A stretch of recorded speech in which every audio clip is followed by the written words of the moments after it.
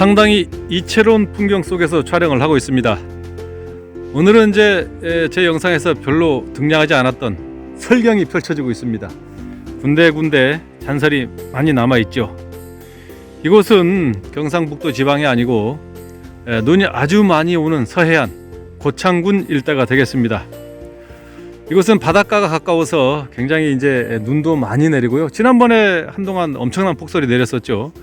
며칠간 날씨가 포근했음에도 불구하고 아직까지 잔설이 이렇게 많이 남아 있습니다. 날씨는 비교적 맑은데도 하늘이 뿌였습니다. 중국발 미세먼지가 습격을 해서 콧물도 줄줄 나오고요. 코 속도 간지럽고 목도 칼칼하고. 예전에 80년대 초에 제가 디스크 자키 생활을 할 때 김기덕 씨, 김광한 씨와 같이 트로이카 시대를 꾸렸던 그 당시 목소리가 안 나오는 것 같습니다. 죄송합니다.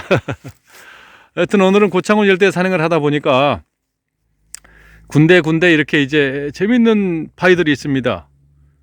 고인돌로 유명한 세계 문화유산에 등재된 고창이 아니겠습니까? 이것도 고인돌입니다. 지금 이런 돌들이 굉장히 많이 널려 있고요. 이게 다 고인돌이죠. 요 밑에 고여 있는 건 다 고인돌입니다. 어마어마한 바위를 이렇게 고여서 돌아가신 분을 모셨던 그 옛날 조상들의 어마어마한 능력이 새삼 다시 조명이 되는 것 같습니다.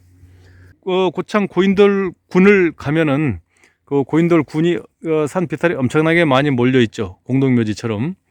아직까지 구경을 안 오신 분들은 세계문화유산으로 등재된 고창의 고인돌 군 비탈을 한번 꼭 관람 오시기를 홍보 드렸습니다. 계속해서 산행 이어가 보겠습니다. 한참 동안 탐난 산행을 이어오다가 예쁘게 생긴 짤막한 잎변 두 촉을 만났습니다. 이 근처에서는 정말 보기 어려운 개체입니다. 이곳은 바닷가가 가까운 지역의 특성상 굉장히 잎들이 길고 많이 늘어지고 웃자라죠. 그런 잎들이 대부분인데 상당히 짧습니다. 짧고 두 쪽짜리긴 합니다만은 좀 뭐라고 할까요? 이게 좀 잎이 길지 않은 그런 모습이죠. 옆으로 봐도 그렇습니다. 예쁘게 생겼죠? 이쪽 지역에서는 상당히 보기 어려운 그런 개체가 아닌가 싶기도 하고요. 조금 길러봤을 때 어떻게 변화할지 조금 기대가 되는 그런 난이기도 합니다. 다행스러운 게 생강근 아니구나. 생강근이 있을 것으로 예상은 됩니다. 이 친구가 생강근인 줄 알았습니다. 일기가 매우 안 좋습니다. 햇살이 상당히 따사롭게 비치는 것 같기는 합니다만은 나름대로 바람은 차갑고, 그리고 날씨가 좀 포근해지다 보니까 미세먼지가 굉장히 많이 밀려와 가지고 이쪽이 서해 아니겠습니까? 중국발 미세먼지 아주 나쁩니다. 코가 간질간질하고 입이 좀 칼칼하고. 저희 김광환 씨하고 또 김기덕 씨를 3대 트로이카 시대를 했던 그때의 목소리가 다 찌그러졌습니다. 좀 안 좋은 것 같습니다. 잎의 모양이 약간 이상 야릇한 잎을 하나를 촬영을 하고 있습니다. 바로 이 친구인데요. 좀 확대를 해볼까요? 있는 그대로 지금 뭔지는 모르고 촬영을 하고 있습니다. 이 모양새가 무광질로 좀 독특합니다. 그런데 뭔가 좀 느낌이 좋아서 촬영을 했습니다만은 옆에 잎을 보니까 흐늘흐늘 이렇게 다시 줄여야 될 것 같습니다. 줄어들었죠? 아하.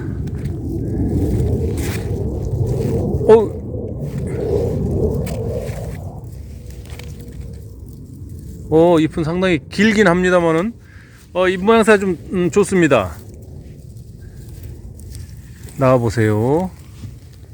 자, 상당히 끝으로 갈수록 배가 부르면서 느낌이 굉장히 좋고요. 무엇보다도 이 잎을 보니까 꽃에 대한 기대를 아주 높이는 그런 난이 되겠습니다. 잎이 사정없이 길어서 저게 무슨 꽃을 피우느냐, 뭔 꽃이 나오겠냐, 이렇게 반문하시는 분도 계실지 모르겠습니다만은 일단은 이 잎과 이 전체적인 자태가 눕질 않죠. 길긴 합니다만은 노수엽으로 아주 자태가 좋습니다. 이런 난을 길렀을 때 변하는 변하는 모습을 유추 해석할 수 있어야 된다. 제가 말씀을 여러 번 드렸습니다만은 잎도 지금 이 뒤쪽으로 이렇게 말려 있죠. 조금 더 키워야 될 것 같습니다. 너무 작네요. 좀 컸죠. 그래서 이런 이제 잎 모습을 봤을 때 서산반이 많이 녹아 있는 그런 잎이다. 이제 이 잎 때문에 제가 처음에 촬영을 했었죠. 아직까지 뭐 이렇다 할 꽃도 본 적이 없고 자라나는 과정을 아직 모르기 때문에 딱히 결정을 드릴 수는 없습니다만은 상당히 배양해 볼 가치가 있는 그런 품종이면 틀림없다, 이렇게 말씀드리고 싶습니다. 저만의 생각이었습니다. 개슴츠레한 눈빛으로 아리송한 난을 보고 있습니다. 이쪽이 지금 뭔가 무늬가 있는 것 같기도 하고 좀 이상 야릇하죠. 좀 더 확대를 해볼까요? 이상 야릇한 무늬 같기도 하고 아닌 것 같기도 하고 빛에 반사된 것 같기도 하고 아닌 것 같기도 하고 그렇습니다. 이쪽을 보면 서반 같기도 하고 아롱이 같기도 하고 아리송합니다. 이곳을 이제 오늘 올라온 이유는 지난번에 어제 그제죠.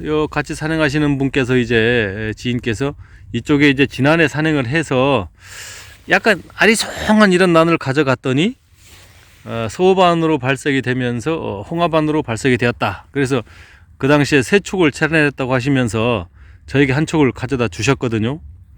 상당히 좋더라고요. 그래서 1년 후가 지났기 때문에 오늘 이제 그 산지를 왔습니다만은 어떤 게 그게 체인지는 저도 모르겠습니다. 다만 이제 이 친구들이 좀 약간 아리송하죠? 느낌이 좀 야리시리합니다. 그래서 이 친구들이 좀 어떻게 길러보면 좀 변화가 있을까 좀 여러 각도로 좀 추정을 하고 있는데요. 하여튼 뭐 그냥 민출란은 아닌 것 같긴 합니다만은 과연 녹제가 데려갈 만한 난인가에 대해서는 여전히 의문이 남습니다. 이곳은 아직도 이렇게 잔설들이 많이 남아서 상당히 손이 시렵습니다. 하지만 난을 보는 즐거움, 손이 시린 것은 아무것도 아니죠. 계속 탐난 이어가 보겠습니다. 마치 바위 위에서 새싹이 돋은 듯한 그런 풀한포기를 촬영을 하고 있습니다. 이렇게 생겼습니다. 바위에서 그냥 싹이 돋아난 것 같죠. 아주 미세한 틈바구니에 눈꽃만큼의 흙만 있어도 자기 스스로 바위에 붙어서 번식해가는 이름하여 일엽초가 되겠습니다. 이게 뭐 한 포기 같지만 사실은 잎장 하나가 한 포기입니다. 그래서 잎장이 한 장씩밖에 없어서 일엽초라고 하는데요. 한 포기죠. 한 장이죠. 이 친구는 고사리과 식물입니다. 고사리처럼 잎 뒷면에 이 홀씨 좀 확대를 해볼까요? 이 뒷면에 홀씨를 포자를 분사를 해서 번식을 하죠. 그리고 이 친구는 이제 이 뿌리로 계속 뻗어가면서 증식을 합니다. 종류도 많습니다. 무슨 뭐 이 잎이 이제 뭐 그냥 하나이기 때문에 일엽초라고 합니다만은 뭐 다시마 일엽, 뭐 우단 일엽, 뭐 숟가락처럼 둥그런 숟가락 일엽, 또 더 넓은 주걱 일엽 종류가 많습니다만은 일일이 뭐 나열할 필요는 없고요. 이 친구들은 이제 뭐 기르고 싶으면 그대로 떼어다가 석부작이나 목부작 해도 잘 삽니다. 애지간해서는 잘 살거든요. 하지만 자연 속에 이렇게 상록성이죠. 지금 이렇게 옆에 눈이 잔뜩 쌓여 있습니다만은 이 친구는 멀쩡합니다. 상록성 다년생 식물. 보기 좋지 않습니까? 이 메마르고 척박한 겨울에 이런 푸르름을 볼 수 있다는 것도 행복한 일이죠. 일엽초였습니다. 아참, 한방에서도 약재를 전에는 말려서 썼었죠. 이 잎을 말려서 지혈제, 또 소변이 좀 잘 안 나오시는 분들 이뇨제 이렇게 썼습니다만은 가장 좋은 약성은 임질 치료제로 썼다고 하죠. 말려서 가루내어서 임질을 치료하는 데 썼다고 하는데 그거 좀 섬찟한 내용인데요. 일엽초였습니다. 구독자 여러분, 지금 풍경이 보이시죠? 아름답습니다. 푸른 마삭줄과 또 백화등과 그리고 흰 눈이 얽힌 이곳은 마치 자연이 만든 신들의 정원 같습니다. 저는 그 신들의 정원에 오염된 발을 살짝 밀어놓고 있는 상태고요.